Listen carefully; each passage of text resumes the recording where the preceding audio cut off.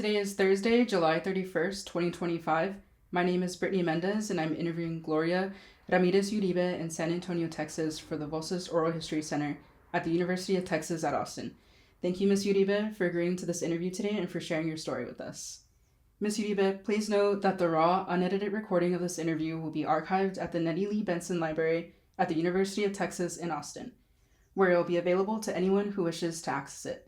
Please know that if there is anything you do not wish to discuss, I will honor your wishes. Also, if you need to stop to use the facilities, please let us know.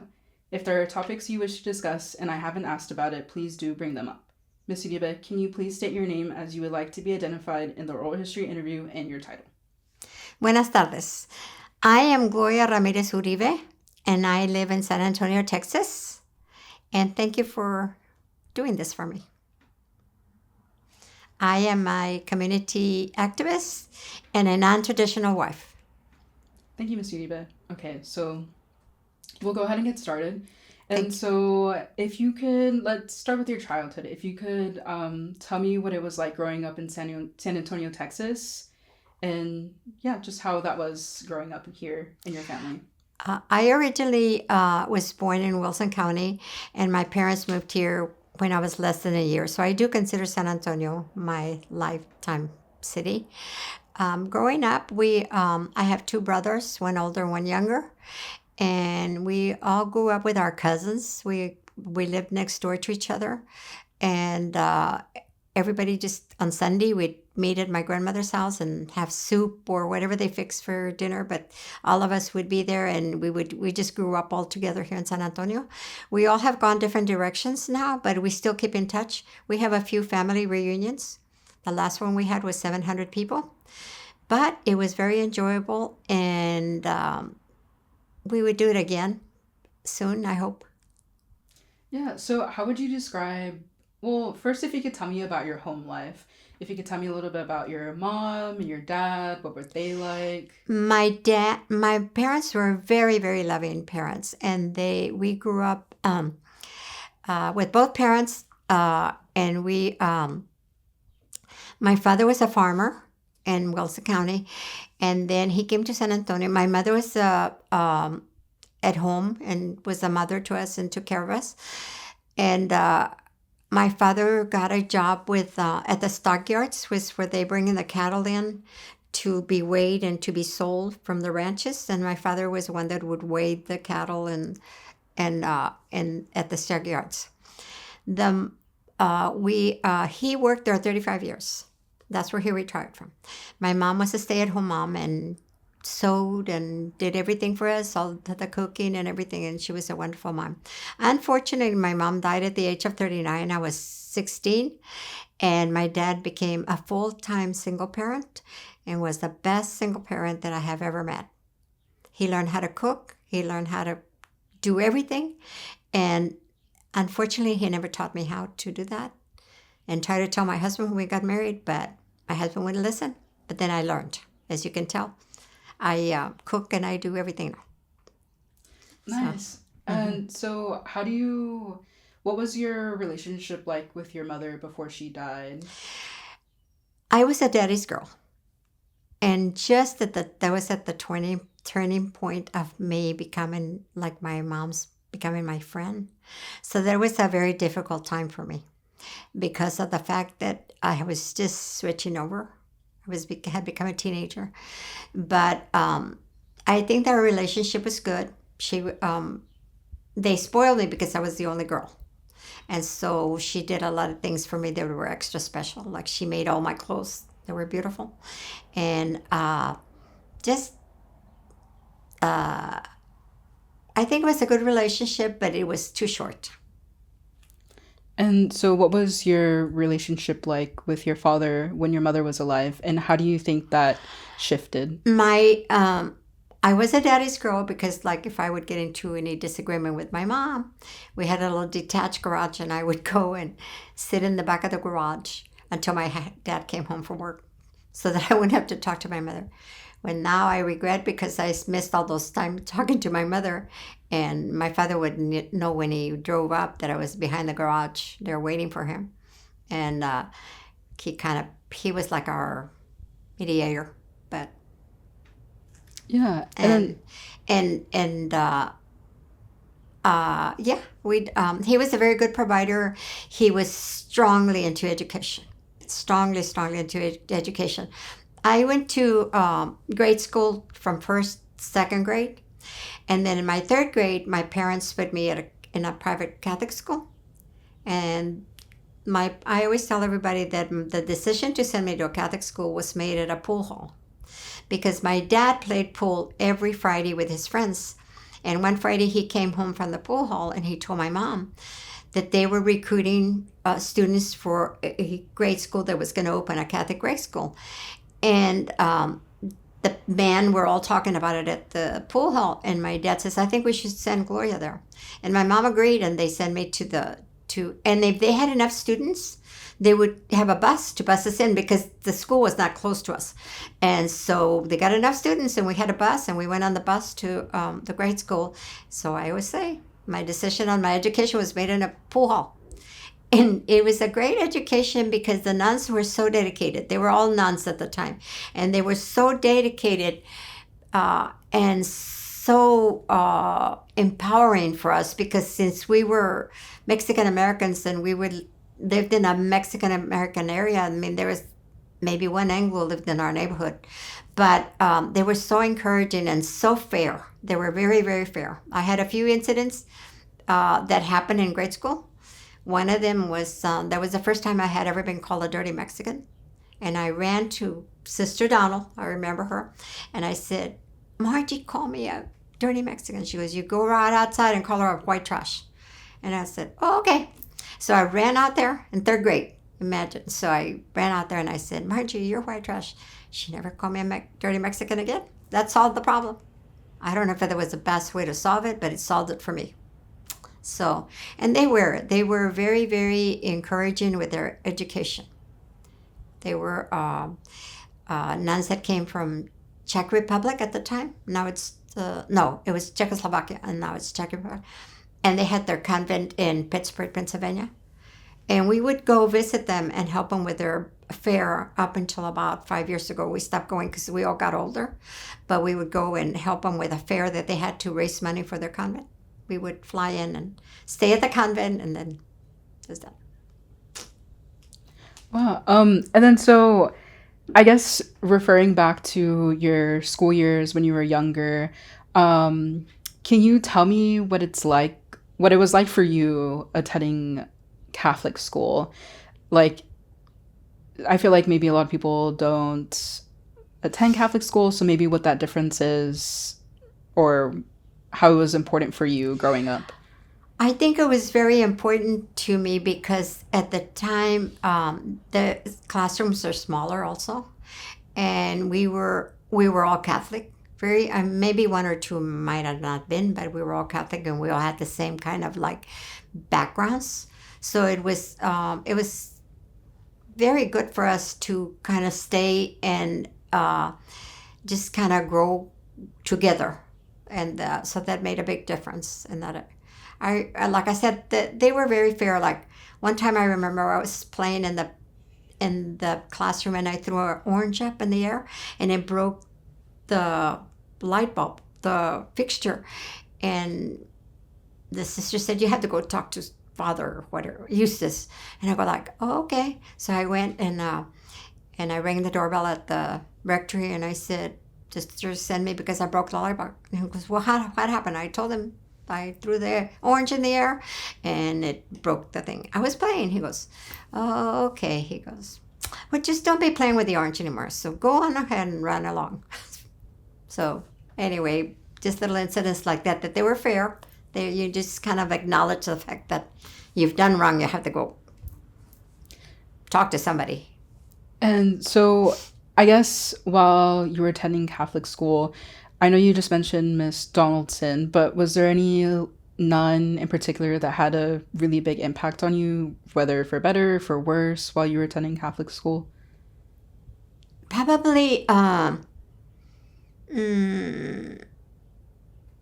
mm, they were all great. I mean, they were just so, to me, they were so fair that, I just realized that, that I thought that was life. but it really wasn't, because when I attended public school for one semester, I found out it wasn't. And I just didn't realize how sheltered we were, and also how much of a sacrifice our parents made, because it was not easy. Like, my dad had an extra job to pay for our tuition because it was my brother and I.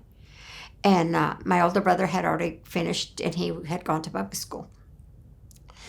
And so as a parent, now I realize the sacrifices that our parents made to give us that education.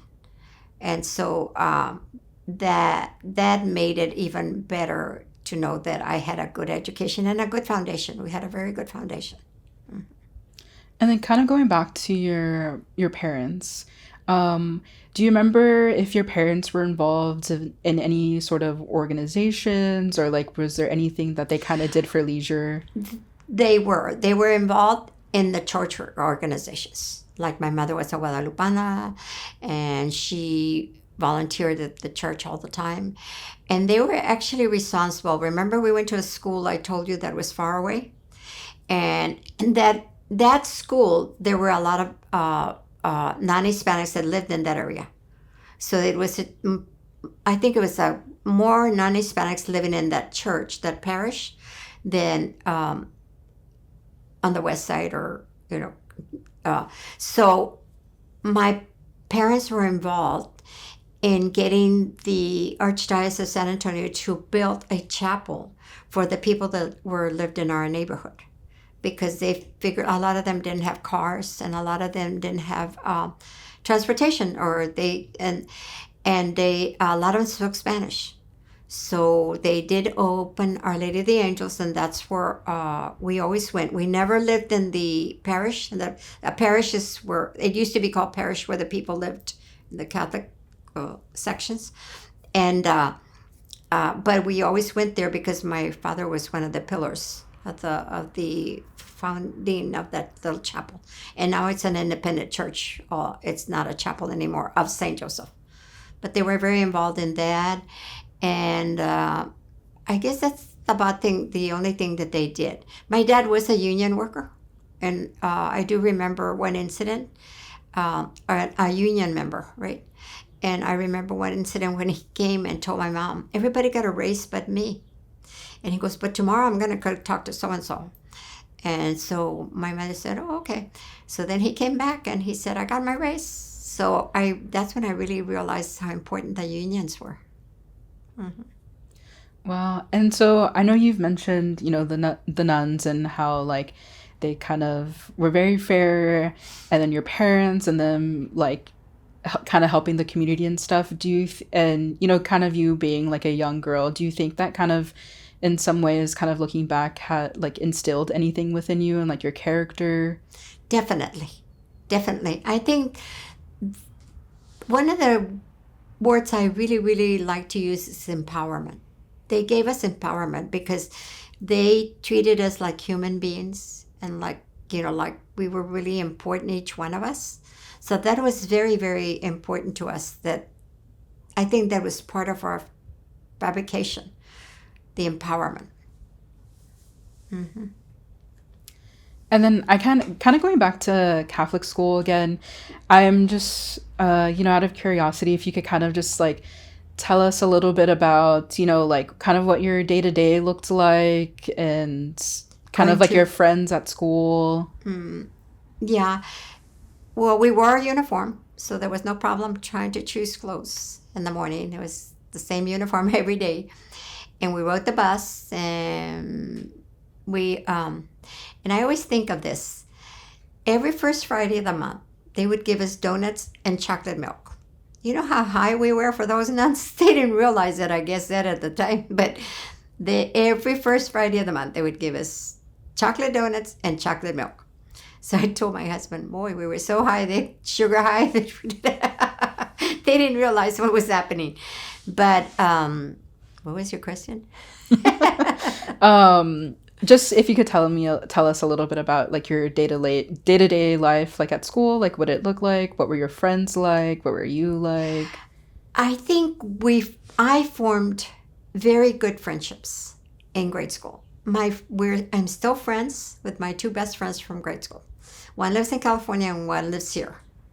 And the one that lives in California, she comes and we visit together. And the one that lives here, we have lunch about every 6 months.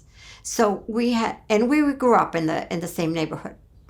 My friend that lives here, and she moved and lived in Denver, but then she came back and lives here now, and we have lunch about once a month. I mean, every 6 months. But the friendships were great. Like I can name you probably my whole class that was with me, and there were some really really great kids. I mean, there was a lot of good kids, good students came out of that St. Joseph. Mm-hmm. Mm-hmm. I think the most important thing is the friendship that developed out of there, the foundation that we see for high school, because they were so dedicated to us, the nuns. Mm-hmm. And then so I know you mentioned you went to public school for a little bit. If you could tell me like how that switch ended up happening and how that Well, was for you. I believe it's in my sophomore year. I think it was my sophomore year. I decided that I wanted to be a nun. And so I joined a convent, the Missionary Service of St. Anthony here in San Antonio. So I went to the convent and I stayed there a year. And my mother did not want me to be a nun because I was the only girl, and she just didn't think that was a good career for me. But I wanted to try it out.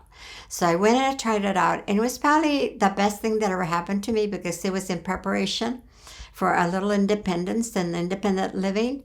So when my mother died, I was a little bit independent, like taking care of myself, making my own lunch for school, and I just became a little independent. Not totally, but I did. And to me, that was a big step in my life that happened. So then after a year, I decided that the convent was not for me, that I had tried it out, and I was not sorry I had, because I had a lot of good times at the convent too. We were a group of about 4 postulants, they're called, the very beginning of the convent. And so we kind of worked together, and they would bus us to Incarnate High School for high school, and then we would go back. Anyway, so then I got out of the convent, and when I came home, my mom said, "You're not going back to Catholic school because those nuns are a bad influence on you." I said, "Okay." So I went to public school, and at public school, I couldn't adjust. There was this like super super tense days because I would see like fights in the hall every day between the non-Hispanics and the Hispanics. And then also the teachers were not fair, I could see. I mean, I had come from the grade school and then the high school that the teachers were all nuns at the time. And so the final thing, when I was one thing happened. I met this girl in my homeroom, and every day she'd come and she'd tell me, "I have this guy I want you to meet. His name is Thomas." And I go like, "I'm not interested in meeting anybody." Every day she would tell me that. And so I would just tell her, "I'm not interested in meeting anybody." And so then one day, she was much taller than me. And of course, then I was like 99 pounds. And she was bigger than me. So one day I was in my locker. She came to my locker and picked me up and went and put me in front of Thomas. "This is Gloria. Gloria, this is Thomas." So I said, "Hi." And so he said, "Can I walk you to your next class?" That was the best thing that happened in public school, right? So we were walking to my next class, and he goes, "You don't remember me?" And I go like, "No." And he goes, "We met when you were a freshman and in high school, and I was a sophomore in high school. Where did we meet?" He goes, "That little flower sock hop." Do you know what a sock hop is? A sock hop is when you go to the gym and you take your shoes off and you dance in socks because you won't damage the floor. The floors were so fragile at that time, so that they call them sock hops. So we met at Little Flower Sock Hop. "Oh, okay." And he goes like, I go like, "Oh, you grew." Because when I met him, he was like this tall. And I told my friends, "He's so cute, but he's so short." So I would hide from him. I didn't want to dance with him because he was too short. So then he goes, "You remember me now?" And I go like, "Oh, yeah." And so then we kind of became friends and we started dating on and off. But that was the best thing that happened in high school. But the final thing that happened was I walked into my algebra class and I started taking a test. I took the test and I went to turn in my paper, and Miss, whatever her name was, I can't remember her name, she said, put it in the trash. And I go like, why? And she goes, well, I saw Reyes giving you the answers. And I'm thinking like, you're not a very smart teacher. How can you give answers for algebra? You know, like he's giving me. I said, no, he didn't give me the answers. He was talking to Mabel. Mabel was in front of me and they were talking like this and I was working. And so she said, I said, okay, I'll put it in the trash. But first, can you check his paper and my paper and then my test and see what happens? So I got a 99 and he got a 79. I said, do you think I would cheat with him? And she says, she got all disgruntled and just kind of, get out of here, she said. Threw my paper in the basket. And Thomas is outside waiting for me. And so I was in tears and I said, I'm leaving this school. So I went straight to a payphone and I called the Providence High School where I had started. And I called the principal. I asked for the principal. And I said, I'm very unhappy at this public school. Can I come back? And she said, sure. So I went home and I told my mom, I'm quitting school or I'm going back to Providence. She said, okay, you can go back to Providence. Yeah. So kind of going back a little bit, why do you think your mother didn't really Want me to be a nun? yeah, or wanted to pull you out sort of, or what was her kind of... I think it was because I was the only girl and here I was only 15, 14, I think. And she just didn't think that I was old enough and that she wanted me at home because I was her daughter. And remember, this is like one of the turning points for us, that I'm becoming close to her. So, not that she was a devout Catholic, but she didn't want me to be a nun. You know, most parents would say they're happy if they become a nun or a priest, the children. But my mother was not happy. She said, no, I want you to be my daughter.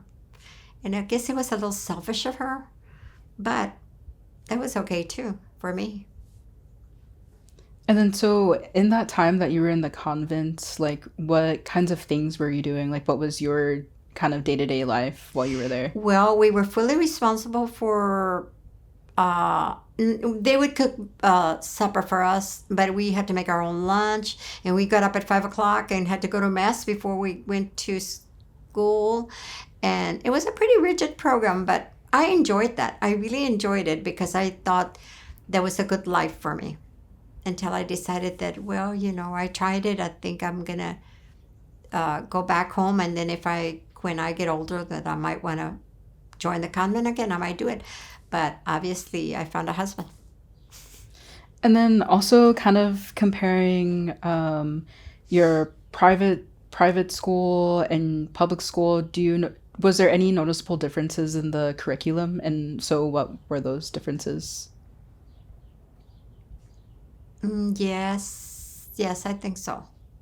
Yeah, because well, they had the same subjects. But the classrooms were like much bigger, so it was hard to have a one-to-one relationship with the teachers. So that was one of the drawbacks I saw. But the biggest benefit was finding a husband. And I go back to that all the time because I thought if I hadn't made that decision or my mother made that decision for me to go. And we never were boyfriend and girlfriend. We were dated and we'd go different directions. He'd have a girlfriend and I'd have a boyfriend, and we would just, and then one day he came and he said, I'm gonna go finish SAC, which is San Antonio College. I have one more year to go, and I'm gonna go to St. Mary's 2 years, and I want to go to dental school 4 years. And I go like, oh, okay. He goes, you want to be my girlfriend? I go like, no. 6 years I had to be your girlfriend? No. So he said, oh, okay. So he went home. And then he came 2 weeks later, and we were on a date, and he goes, would you marry me? And I go, sure. So we were never boyfriend and girlfriend. We were engaged 2 months, and we got married. So that's how we started our lives. Yeah. Nice. So I guess, so you graduated high school, Uh-huh. and then when did you We get married? yes. Okay. So remember, I lost my mom when I was a junior. So I had this boyfriend, and his brother was getting married. And he said to me, my brother's getting married and they want us to be in the wedding. I was like, okay. So then I talked to his future sister-in-law, and she says, well, are you going to need a dress? And I go like, oh, I don't have any money to buy a dress. I didn't want to impose on my dad because he was a single dad, and and I said, I don't have any money to buy the dress. I said, and I don't want to ask my dad because he's paying tuition and everything else. And she said, oh, okay. So about a week later, she comes say, hey, I found you a job so you can buy the dress. So I said, oh, gosh. So I said, okay. So I went for the interview for the job, and I got the job, right? It was being a typist after school. I would go after school and type. And so, okay, I wasn't in the wedding. And I broke up with him, and I kept the job. And to this day, the lady that I work with, and this is just the way it works, the lady that I work with kind of like was 10, 15 years older than me, right? So she took me under her wing, and we became really, really good friends. Till this day, we visit her once a month. She's 99. And she's as bright as can be, and her mind is perfect. But she's the one that took me out. But that's the little job I had, okay? And so I had that job after I graduated from high school, I stayed there, okay? I went to SAC for a little while, and then I was working there, and then I got this phone call from my eye doctor, because I had an eye doctor, and it was and his receptionist says, Dr. San Martin says that you should go talk to his friend, Dr. Science, because he needs a dental assistant. I said, what do I know about dentistry? And she goes, they'll train you. Oh, okay. So I went and interviewed and got the job as a dental assistant. And he sent me, I got certified as a dental assistant. I went to San Antonio College and got certified. And I worked there. I can't keep track of how long I worked everywhere because I never looked for a job. Everybody just, okay. So then I'm working at the dental office, and this girl comes, and I had met him because we all would go to the same coffee shop, the whole block, that work in different finance and different things around there. And Alice was her name. She comes and she says, oh, Mr. Forsman would like to talk to you. I said, who's Mr. Forsman? He goes, our manager. Oh, where? He goes, at the corner at the finance company. I go, like, what does he want? He goes, he wants to interview you if you want a job. I go, how does he know me? He goes, he's seen you at the coffee shop. He wants to hire you. Okay. So I went over there for the interview, and I got that job. So I left because it was a little bit increased each time. It was a little bit better job. So I got that job, and I went over there. Okay, I'm there, and I stayed there and we got married while I was working there. That's when we got married. Okay. Then I got a transfer to Houston with that company. See, everything was just falling into place for me. I didn't have to go find things. So I got a job. I got a transfer there, and I was working there. And one day I saw an ad in the paper for Colin Bank. So I said, okay, I'm going to go for an interview because I've never been to an interview. I want to try out an interview. I went to the interview, and it was for the loan department in the bank, and for a translator because I spoke Spanish, and they had a lot of people from Mexico, right? So I got that job. There I changed jobs. They were living in Houston, and my young daughter is in daycare. And I come across this lady that's like in her 60s. Remember, I'm in my 20s. And she had adopted a little girl. And the little girl was in the class with my daughter. And the lady was very, very wealthy. And she decided that I was going to be her. Well, I didn't have a lot to do because my husband worked. He worked and went to school full time, and plus had night jobs. He was a lobotomist, drawing blood, and he worked at night. So she became my friend, and it was fun because we went places with her. We went to the country club with her. We went to, so we had a good life in that period. And then one day she says, and she was in research at MD Anderson. She goes like, why don't you come work for University of Texas? I go like, where? She goes, with me. MD Anderson is part of UT. I go like, oh, okay. Oh, I said, what am I going to do? She goes, you're going to be my secretary. Your secretary? I don't know shorthand. I don't know how to type. I go like, how are you going to hire me? And so she says, I'll put it in a legal pad and then you learn how to type. So I had a secretary job. And that was my last job. My husband graduated from dental school, and then I just was a stay-at-home mom for a while. So it sounds like all your various jobs in your career kind of came like to you. Yes. And so how do you kind of like how do I say this? Like how does that kind of, not that how does it make you feel, but like what do you think that represents about yourself? Like all these people just who don't know you are just like, Gloria, I have this job for you. Like what do you think that kind of says about yourself? Well, first of all, I'm very friendly, and my husband says I'll talk to the walls. If they would answer, I would keep talking to them, but they don't. But I just feel like I'm a people person, and I like people. So I think that said a lot for people realizing that I had that gift. I also have the gift of recognizing people, even if I haven't seen you in 30 years. I have that gift, and I think it's a gift. I got it from my father, and my son has that gift. But I think it's a gift. People think that you have a great memory or whatever, but I really, really think it's a gift. And then so I guess kind of jumping back like a tiny little bit, while you were in middle school and in high school, did you ever want to be anything specific, or did you ever think about what you wanted to be? At one time, and I did join the Future Teachers of America. And then, as I mentioned before, my mother had died, and I didn't want to put any pressure on my dad about going to college. So that's why I kind of laid back on it. And then my brother, and at the time we are from an era that the males got to go to college, and we waited for a husband. I mean, that's the truth.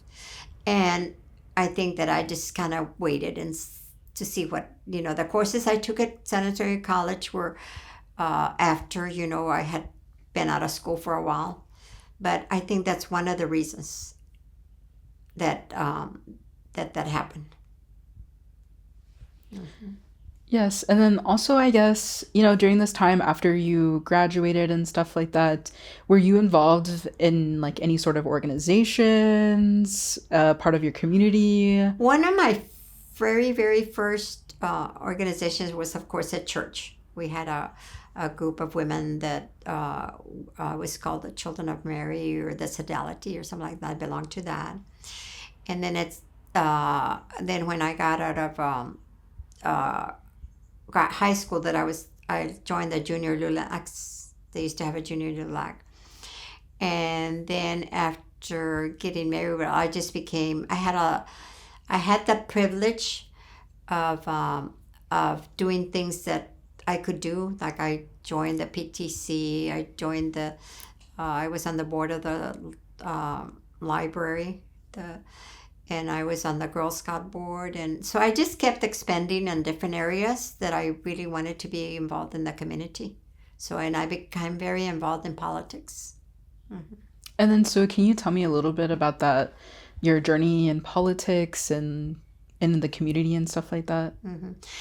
Can I go just a little bit back? Yes.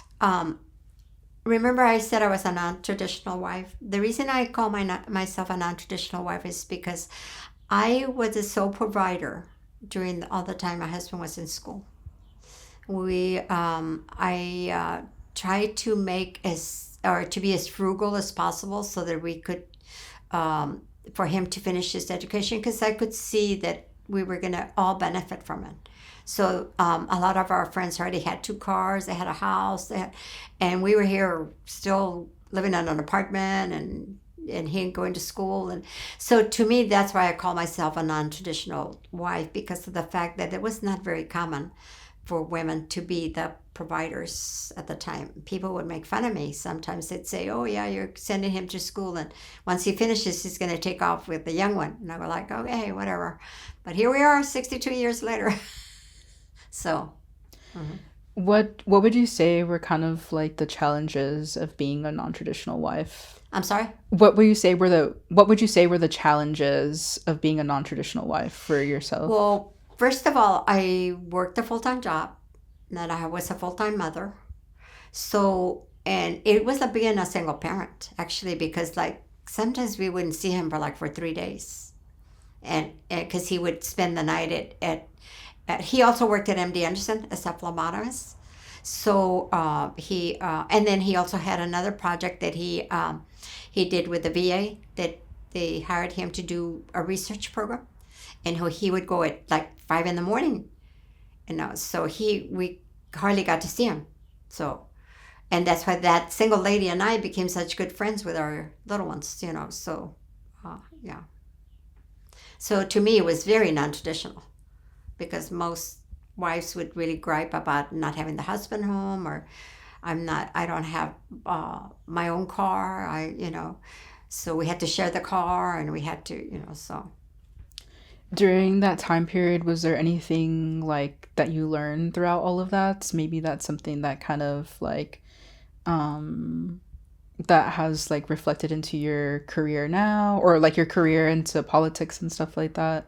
Did it have anything to do with it? Yeah, or like just stuff that you learned while like, having to be like a non-traditional wife. I think it just kind of like everything just fell, just like the jobs, it just things kept falling, like meeting Dr. Eleanor McDonald, Dr. McDonald, meeting her, and meeting other people that were very good to us, just kind of like just things. We have a little phrase around here. We say, God takes care of fools, and here we are. So that's what we say, because we just kind of like things just fell into place. And I'm very glad that I did that. When my husband finished his education, he had a balance of $300 that we owed in school loans, because we both worked very, very hard to pay for his tuition, and all his instruments. They were very, very expensive, because they had to buy all their instruments. So. And then so whenever your husband, Dr. Uribe, finally was done, how did things kind of change and shift for you? And then kind of how did your interests and your involvement in the community change? I got to play.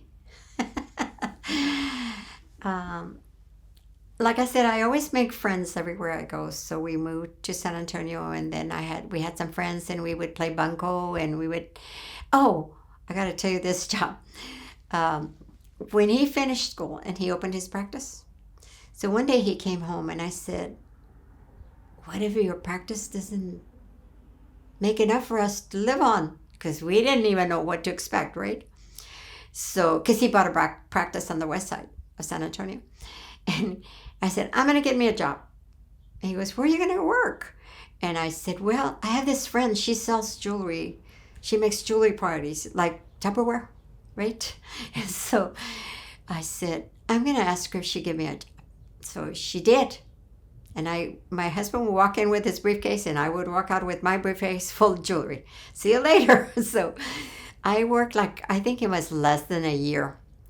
But in that year, I sold the most. I was the highest seller, and I won a trip to New York. So, anyway, my husband said, I don't think you should be doing that. That's too much on us. He couldn't handle the 3 kids and coming from the office, so I had to quit my fun job. So, but it was fun. I got to go to New York. Yeah, and then so I know earlier you mentioned, you were on the board of libraries? Yes, Or, I was on yes. the library board. Oh, yes. I was appointed by one of the mayors, Mayor Thornton. He was a friend of ours, and he appointed me.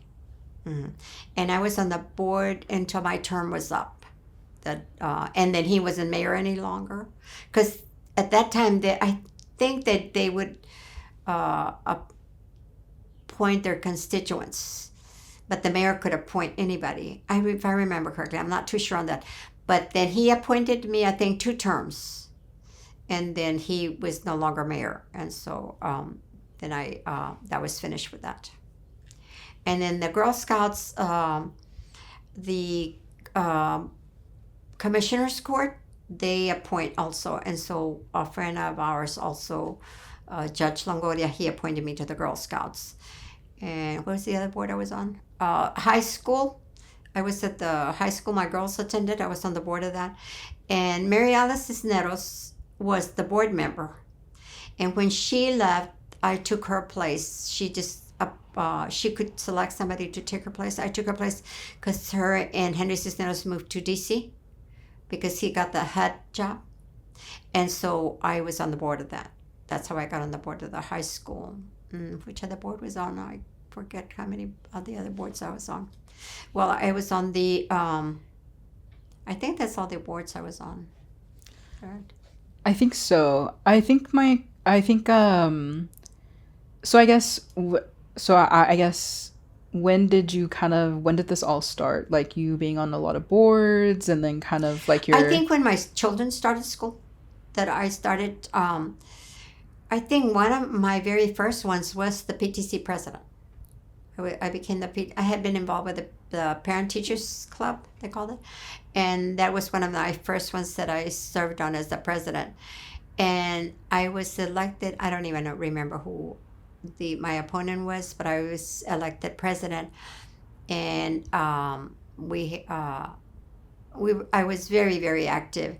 And it was at one of the schools. It's not really, it was considered the North Side then, but now it's extended more the North Side for San Antonio. But I do remember that when I got elected president, I had this mother, one of the mothers of the children came to me and she goes, I have a dream that I've had for 3 years and I haven't been able to fulfill it. She says, I wonder if you could help me. And I said, well, what's that? And she goes, well, you know how we had the final fiesta because there's a fiesta here every year. And so that year, she said she went before the board of the fiesta, and it was part of the whole Fiesta City, the fiesta. And she went before them and wanted to have a Mexican area, like have tacos and beer and tamales and stuff. And the board kept rejecting her. They said, no, we don't need a special area. But you have a German garden and you have an Italian pizza place. Why can't we? No, we can't. So she came to me, and so we set up the meeting with the board, with the whole church board. And we went, and I got an electrician, and I got an architect to design it, and I learned that from cops. Because one time I had been around cops, and I learned that you organize when you're going to go and do something, right? So, you know who cops are, right? The cops, the people that have work in the inner city to do stuff, to take care of the neighborhoods. And so anyway, I got an architect and an electrician, and then I had my secretary and my vice president, and they were non-Hispanic, so that kind of helped too, right? So we're at the meeting, and they said, sure, we're going to give you permission to have the Mexican area, right? And you can go up in the parking lot. The fiesta was down here, right? But we were going to be in the parking lot. So the electrician gets up and he goes, that would be $5,000 to run all the electricity over there. Okay, there goes all the profit. Okay, and this is the area we want. They had already designed the whole thing and picked an area, right? So they voted and we won. And the president of the fiesta, because the chairman, he took his glass and he threw it, and he threw his glasses. And he said, I'm quitting. So I came home crying to my husband. I said, the chair quit, my fault. He goes, don't worry, they'll find another one. And they did. They found another. And that year they were going to give 50% to the school and 50% to the church. So we made $10,000. And that was like in the 80s, maybe. That was a lot of money. But that's how much money we made. Higher than any other booth. So anyway, that was a very successful thing for me. Wow. And so I guess in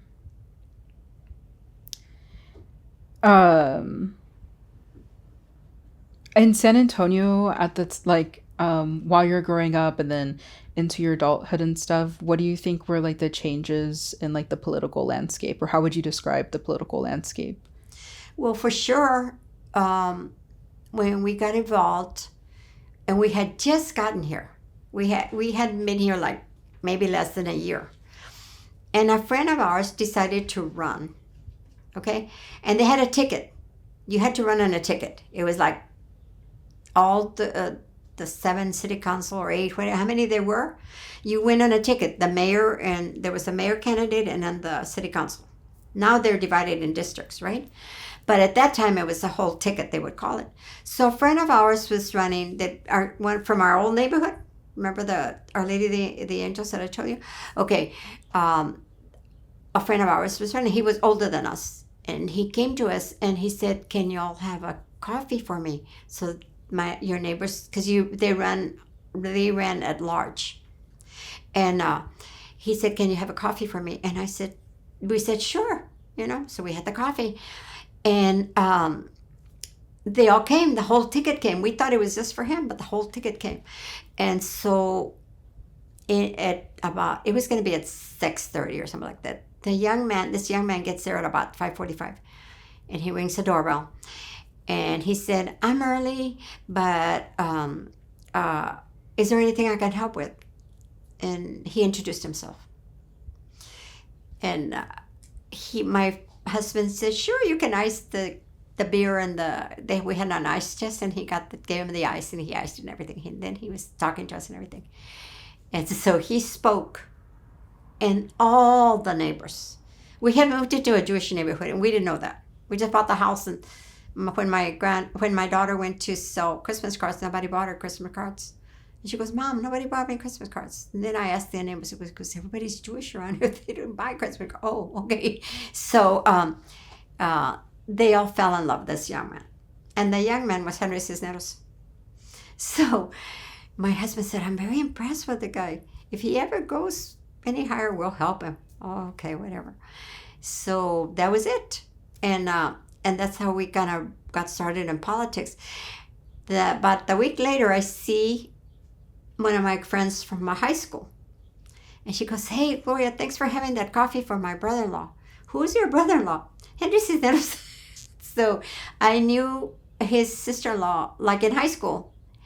Mirales is much younger than us, so she was in high school with us. But anyway, that's how it all started. And then when Henry ran, I was his fundraiser. And that's how, it was not my very, very first campaign, but it was one we were really, really involved, and we just kept on supporting him. My first one was Henry B. Gonzalez. He was the first Hispanic congressman in D.C., and I stuffed envelopes for him. Wow. And then so doing this campaign work, what does that mean for you, or how did it feel to kind of be a part of that? To me, people come to me and they say, "Oh, you love politics." I said, "No, I don't love politics. I want this to be a good community for my children, for my grandchildren, and for all future generations. I want to leave this place better than when we came into it." That's my theory. Yeah. And then you've been on a lot of boards, have been a part of a lot of different things. Is there any like organization or work that you've done that's really close to your heart? And if so, what is that and why? Oh, I think the one that's really, really close to my heart and was very, very, a very humbling experience for me was I served as the co-chair with Archbishop Patricio Flores, who was the very first Hispanic Archbishop in the Catholic Church in the United States. And we formed a committee together of young people, their parents. They were young people that were on death row, or just individuals on death row. They weren't necessarily young, but the parents were the ones that we were organizing just for support, nothing else. We were not involved in trying to get rid of or not to execute them. We went in mainly to support them, because those individuals, their families and their friends abandoned them, because now you are the parent of a criminal, of a murderer, or of a serious criminal. So they avoid you and they don't want anything to do with you. So they're very lonely people. So there was this mother, and she kept calling the Archbishop's office and hanging up when he would come to the phone. She would ask for him, and the secretaries would give him the call, and she would hang up. So one day he got the idea. He said, "Why don't y'all try talking to her, see what she wants? Obviously she wants something, and so she told one of the secretaries, and he invited her, and her son was on death row. He had committed a murder with another young man, and the other young man got a really good attorney, and he was out on the streets, and he was on death row. But she was hurting a lot because of that people avoided her, and her friends had abandoned her, and she was hurting very much. So that's where he got the idea to form this, and we would do. And the hardest thing was convincing those parents to come. And the Archbishop would cook the meal, and we would all eat together and just visit. Nothing else. We didn't want to know the story of what happened or how did, what, nothing. We just talked about things in their lives, that just to give them a piece of life that they had missed out because of what had happened. Mm-hmm. That to me was the most humble experience and the most rewarding experience, that I could touch those parents, that we could touch those parents. Wow. I guess it sounds like a lot of your work and stuff has to do with people, and then you explained that, you really love people. I guess why is your community really important for you, and being involved and, being like an activist? Well, it's very important to me because I think for people to have a better life, we have to have a good community. We have to. We can't just be self-serving and say, well, we're here in a little bubble and too bad for everybody else. No, I think that if we have had the opportunity to reach our goals, that we should share them, and that we should leave that legacy to our future generations. Yeah. I guess kind of going back a tiny little bit, going towards the part, like, again, with your involvement and stuff like that, we haven't touched on this, but I know that you also did tours for the city of San Antonio. If you could tell me a little bit about that and when you did that. Okay, that's another job that landed on my lap. I was a stay-at-home mom, and my neighbor was involved, and it was the first company ever formed in San Antonio by two ladies. It is called the Ground Network Convention Organization, or something like that. It was called Local Arrangements. And they did tours for the conventions that came. They would sign up with the conventions, and they would have it on the program. How when you go to a convention, they have a list of things you can do, and that was one of the things we did. We did the tours in the city. We did the tours to Laredo, Kerrville, Austin, Fredericksburg, and I think that was it. Oh, and San Marcos. People love to go to those. What do you call those outlets? Especially the people from Mexico. Okay. So one day my neighbor calls, and she says, "Gloria, we're having a group from Mexico, And there's not a single person that speaks Spanish in the office. They were all non-Hispanics. It was a little group of O9ers that had formed that, right? An O9er is a person that lives in the O9, and it's almost 100% non-Hispanic, right? So I said, oh, and she goes, yeah, you should go and talk to Marie. Marie was the name of the owner. And I said, oh, okay, I'll go. Well, she hired me the day I walked in. She goes, you speak Spanish? Yes. Okay, you're hired. So I started working, doing tours, and I loved it because I learned so much about my city. I learned the tower is 750 feet high. I learned about the Germans coming to the King William area. I just was full of information, and so I loved it. I just loved it. I set up my own hours, or they set up the hours when the conventions came. It wasn't like a regular job. It was when the conventions came into town. While you were giving those tours, is there like a best? Did you have like a favorite part of the tour? Like while you're going through the city and stuff, and if so, what was that, and why was that your favorite? Actually, and they just tore down the building, but my very favorite was the Institute of Texan Cultures, because it had all of the Texas culture in there. They had like a little Mexican area, and the lady was making tortillas there on the comal and everything. And then they had the German section, they had the Czech section, it was all the cultures that have arrived in Texas was at that. And I don't know what they did with all that stuff. They just tore the building down recently. So, and when my daughter was getting married, she was married a Czech, right? So I said, oh, I don't know anything about Czechs. So I went down to the Texas Institute. I learned about the Czechs. There were 5,000 that came to Texas. So you get a lot of information there. So anyway, that was one of my favorites, which is not there anymore. Well, I guess also kind of going back a little bit again, I guess kind of when your husband, Dr. Uribe, finished his schooling and stuff like that and was starting his own practice, and also, throughout his career, what role did you play, and kind of like what role did you play, and how did you kind of support him in that kind of time? Yeah. I think that, for one, I joined the auxiliary, which is the Women's Dental Auxiliary, and I was active in that.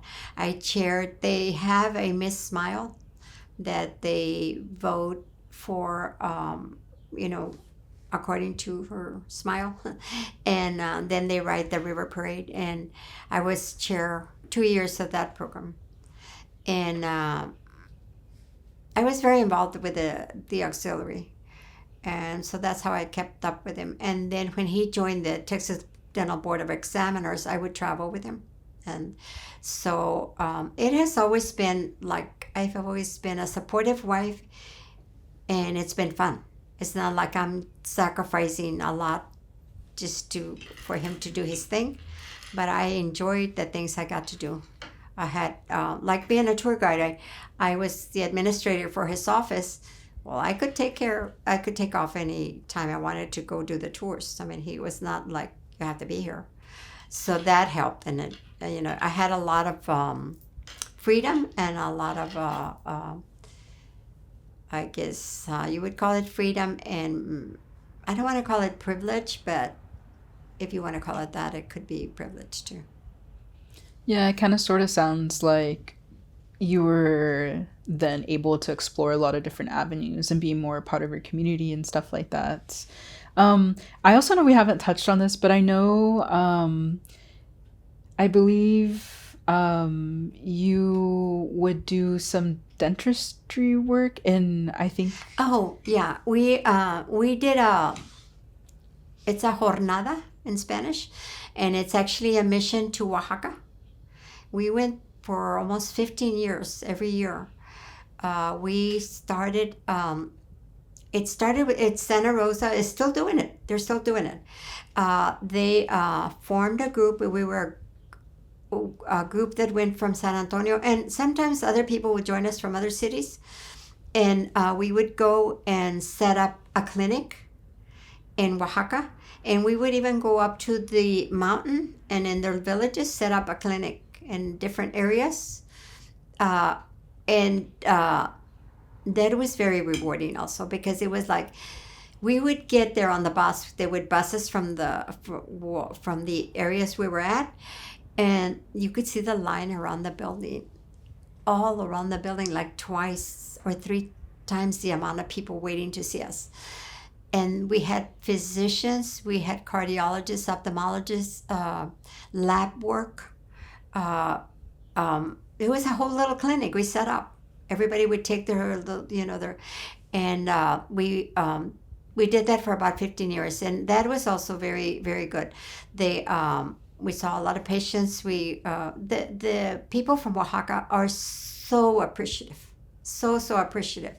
They would like some of the patients we saw would come back with buckets of fruit that they had raised from their, because it's a very fertile land. So they would bring us lemons, they would bring us avocados. They were just so appreciative of the fact that they got to see the medical group. So, but we did it for 15 years, and then eventually we had to stop because, like the physicians, they just have to carry the stethoscope, and we had to carry all the instruments. And you cannot leave the instruments anywhere because they're very valuable. The dentists are taking all the instruments that they have at their office to use. So we have to carry them everywhere we go. So it got to be a little hard for us because now that we're older. But that was a wonderful experience that we had. There's a little village called Ucatlan, Oaxaca. And we would, there was a church across the street, a little church, and then we would park right in front and set up the clinic. Everybody would set the ophthalmology and the whatever. And there was a little church, and I always liked that little church. And I would look over there, and we would have our lunch. We would take our lunch, and we would eat lunch right outside the church. So I do genealogy. So about 2 years ago, I discovered that a whole branch of my great-great-great-grandfather, they lived and they were baptized in that little church. And then I went back with my granddaughter and my daughter, and we got their baptismal certificates and their marriage certificates from that church. So that was pretty exciting. That was an exciting moment. And also my daughter and her husband, that's an ophthalmologist, they also joined us for that mission. They would go with them to the mission with us. And that also was very interesting because he did a lot of eye surgeries at the hospital. And he was just so happy one day he came and he said that this little boy got up and started playing with some toys in the office where he did the surgery.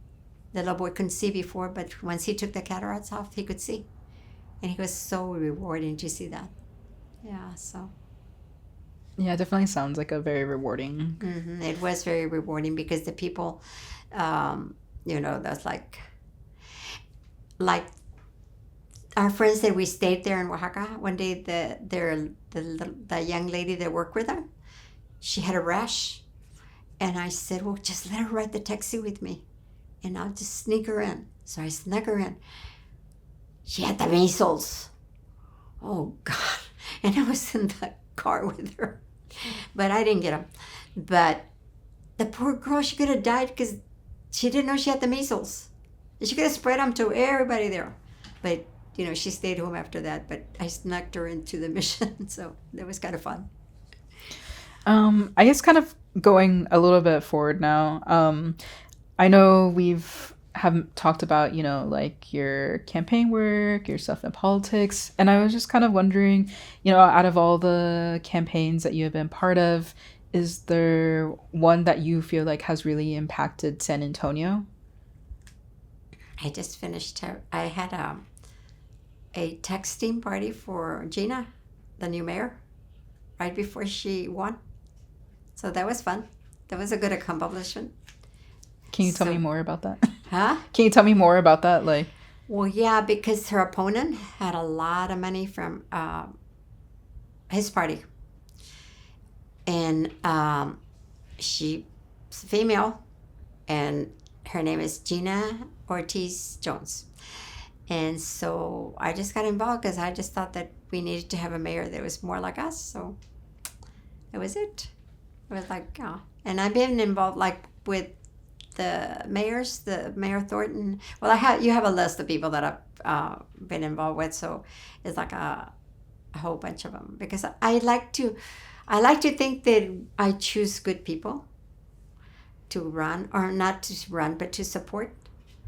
And I think so far it's been like maybe 100% because we really believe that we want this city to be a great city.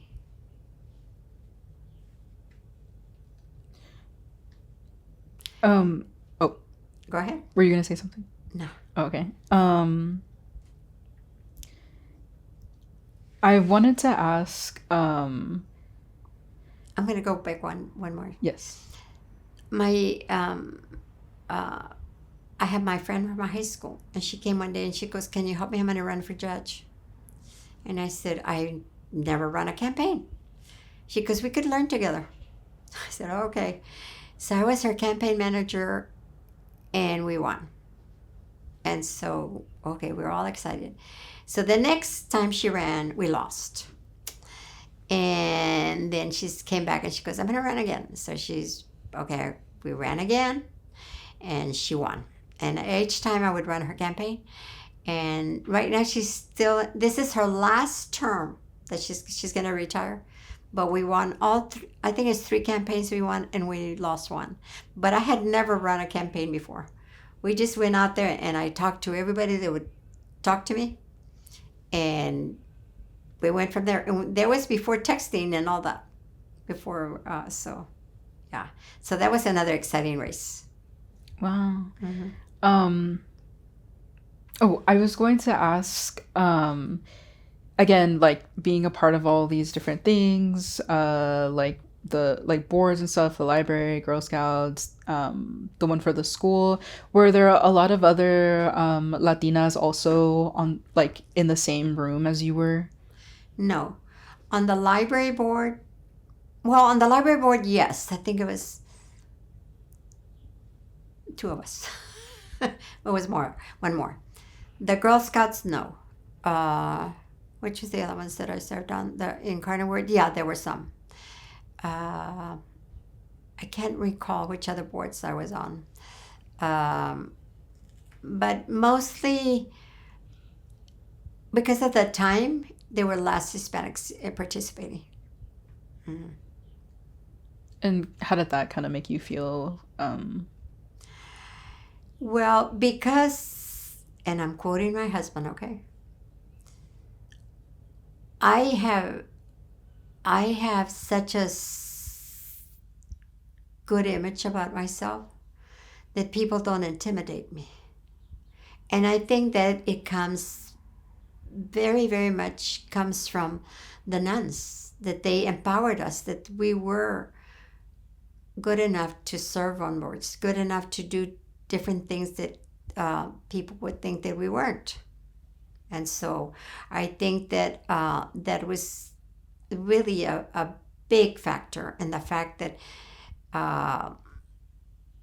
my husband always says that I'm one of the persons that he has met that has, I mean, there are no boundaries for me.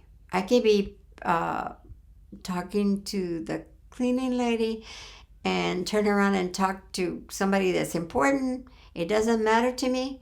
I'm just trying to communicate.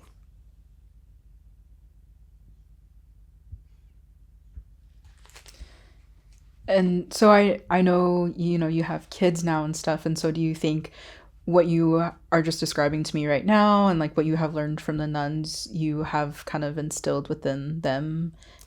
I definitely think that each one of us has, like, of course, a little of my husband and a little of me, or a lot of one of us and a lot. But each one of them has been very involved in the community. like my daughter was involved with the Incarnate Word University. She traveled to Peru to empower women. She set them up in businesses, like even if they just had one cow. And she went on to get her master's and her PhD.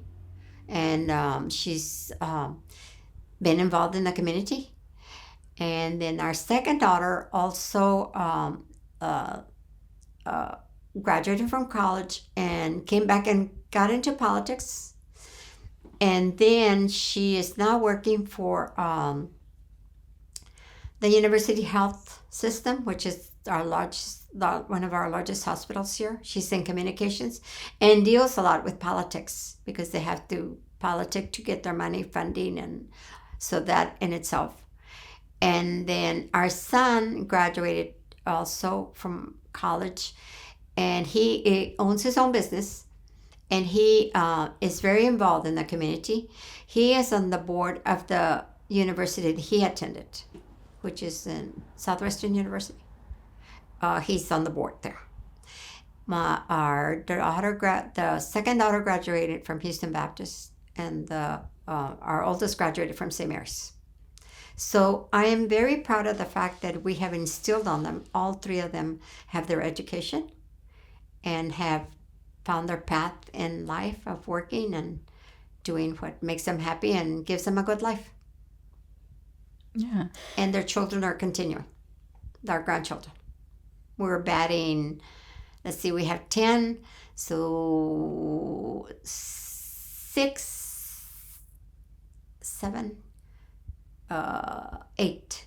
8 already have college degrees, and we have 2, one in high school and one in middle school. So we're hoping for 100%.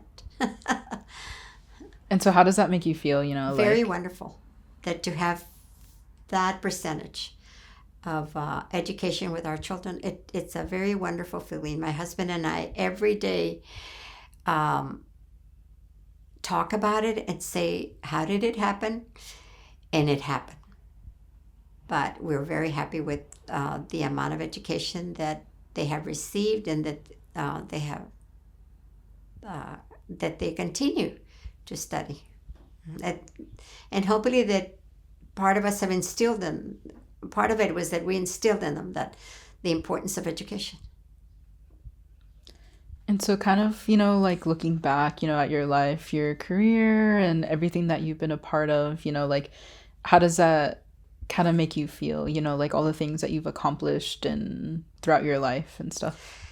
Every day I'm thankful, because I think when I send you the items that I sent you, or I looked at them and I said, I should be tired, but I'm not. I still continue to do in a smaller scale, but I still continue to be active, and I'm very fortunate that a lot of the young politicians call me. I'm thinking of running. What do you think? I've had like 3 calls for this next election, and I'm just happy to encourage them.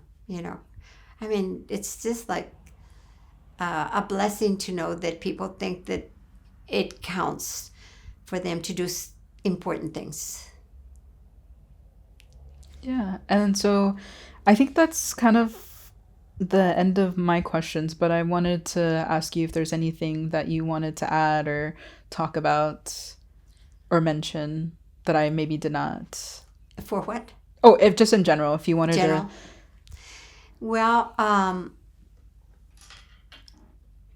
I also, one of my passions is that I collect Mexican and Guatemalan clothing. Huipiles, they are called. Just like we peel a potato, we peel. And I just started buying them because I liked the artwork on them. And I had a huge collection. And once in a while I would wear one. And one day I ran into this lady I had met, and now we're really good friends, but we ran into me, I think it was at the grocery store, and she goes like, once in a while I see you wearing very pretty huipiles. And I go like, yeah, I have a collection. And she goes, well, why don't you wear them every day? I don't know, I said. I just figure, for special occasions. She goes, oh, you should wear them. She wore them every day. And she said, you should. Oh, okay, I'll think about it. I started wearing them, and I thought, like, I never wear anything else. I just wear this daily. This is my, and everybody knows that I wear I call it my wearable art, because it is art. People do not realize that it is art. I've seen the women working, like a dress like this would take like 6 months for a person to embroider. I mean, and they do it all by hand. Now, there are copies that they do by machine, and I try my best not to buy the machine ones because I love the handwork. I even took a little course in Oaxaca embroidery so I could learn how to do it, but it's very difficult. And I visit the museum there, and that's where I started it, in Oaxaca, that I started buying because I love the Huipiles. They're just beautiful. And Oaxaca has 8 regions, and each one of them has 3 outfits. That's already, you're going to have enough to collect them all. But I've been collecting them and the Guatemalan, I just started buying them, and they have a fair here, or a little market in November here, and I started buying. And now I met this lady, and for the last 5 years, her and her husband, we have a little apartment in the back. So we let them stay there when they come to the market, because they'll save them money in the hotel. So they'll stay in the little apartment in the back, and I buy from her also. But nice. So that's my wearable art. And I also had them cataloged by a student from UTSA. I have a friend that is into the Latino. She teaches at Trinity. She used to teach at UTSA, and she said, do you want me to send you a student so you can catalog your because I would just buy them and put them in the closet. I didn't even know where they were from or anything. And we spent like a month or 2. She did her thesis on my clothing. So that's one of my passions. My other passion is, like I told you, genealogy, because I have gone back to the 1600 in Oaxaca. And so I was just so excited to get that much information. And we have found cousins and everywhere. They're everywhere. Last November, we had 30 young people in their 30s come, and we had a little family reunion of 200, because they didn't even know we existed. We found each other through DNA. So to me, it gives me a lot of pleasure to find more cousins. Like my husband says, you need more cousins. Nobody has enough cousins. Yes, ma'am? And then, so just a question. We are here in your home right now. And so just kind of wondering, like, how you upkeep your home with all your keepsakes. Like, you have a wall full of all your images or photographs, your art, the art that you're wearing. If you could kind of just tell us a little bit about that.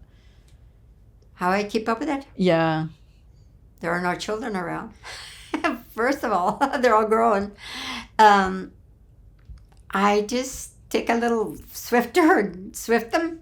Or I guess more so like in the process of like collecting, Oh, how did it start? Yeah. I have no idea. Well, first of all, as soon as my husband started his practice, we wanted to collect art. And we wanted to collect Mexican art from Mexican artists from San Antonio or from around. And we have from Austin. We have from, now he lives in New Mexico, but he went to UT.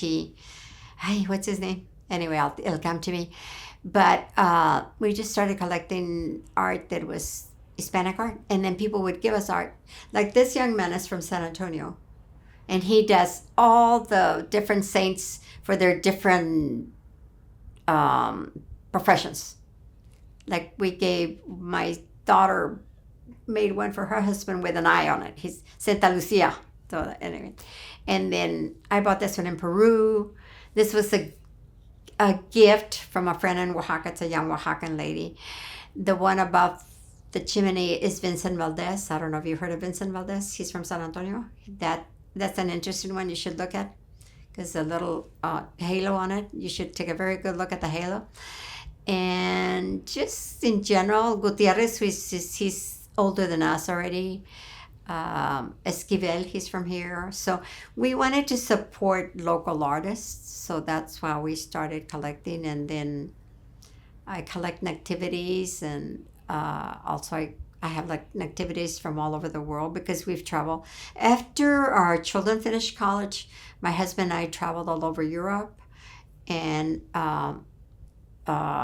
we went to South Africa, and so we did a lot of traveling while we were still young enough to walk and do this. So, and that's about it. And I just like to collect things, I guess, because since I come from a very humble beginnings, I think that it just kind of made me crazy to buy more of one thing. But I've enjoyed them. I have enjoyed them, and I enjoyed them. We have kept all our collections, and they're all going to our different grandchildren. I'm sitting here one day, and my granddaughter says, "What are you thinking about?" Because I was looking around, and he goes like, "What are you thinking about?" I go like, "I'm thinking what's going to happen to all my Huipiles." "Don't worry, I'm taking them." Oh, okay.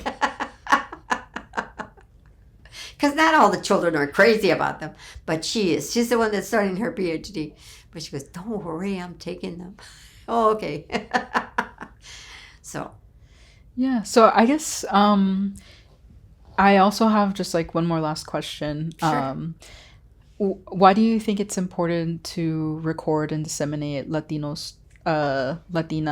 stories such as yours? That's a very, very good question. Because we have no history.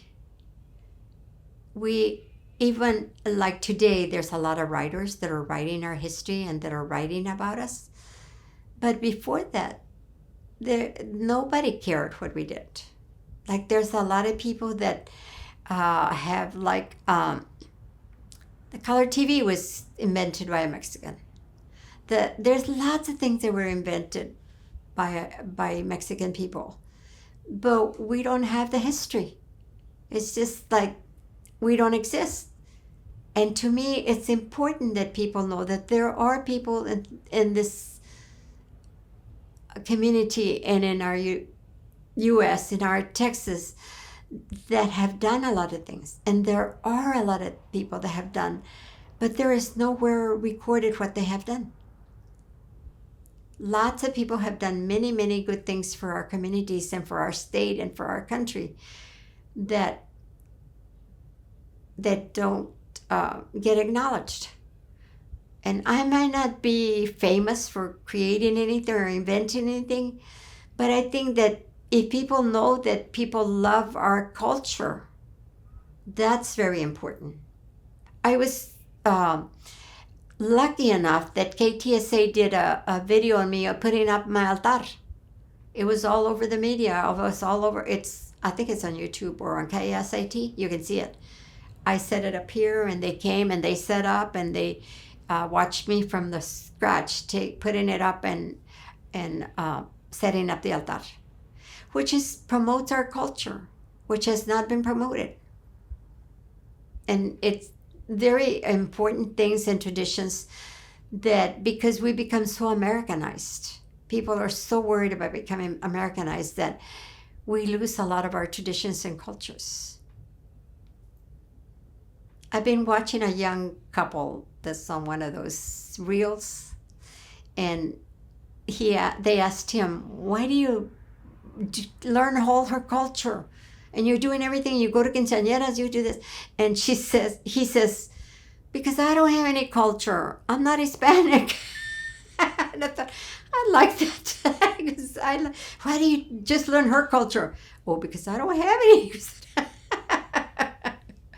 We celebrate everything. We even celebrate death with Dia de los Muertos. So, Dia de Muertos. That's the correct word to say it.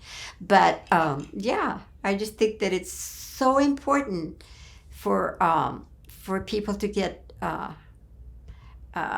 acknowledged for the things that belongs to all of us. Like everything that I did, that wasn't mine. It was for everybody to improve by it or to enjoy it. Hmm.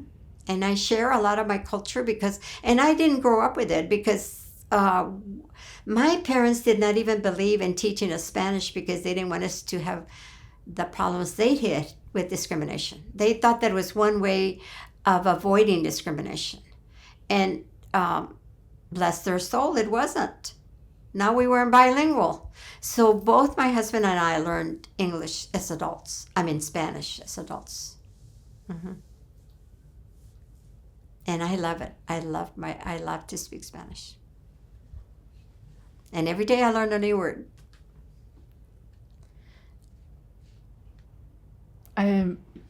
Is there, that was my last question, but is there anything else that you wanted to mention or add? Maybe something that we didn't cover that you think is really important that we do?